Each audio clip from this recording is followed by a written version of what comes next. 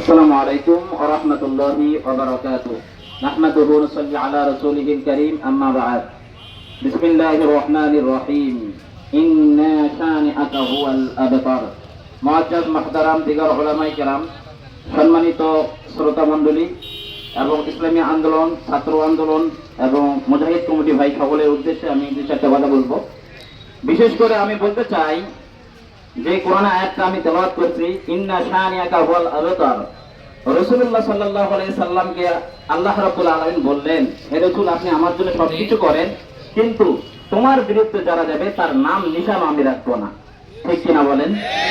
আজকে আছে আজকে ছাত্র সমাজ, ছাত্র বৈষম্য বিরোধী যারা আন্দোলন করে গেছেন, বিশেষ করে যারা শহীদ হয়ে গেছেন, তাদের রুহের মাগফিরাতের জন্য আমি আমার তরফ থেকে, আমি ইসলামী আন্দোলনের তরফ থেকে আমি বলতে চাই, আত্মার মাগফিরাত কামনা করব এবং আমরা দেশের জন্য অবশ্যই কিছু লড়ে যাব।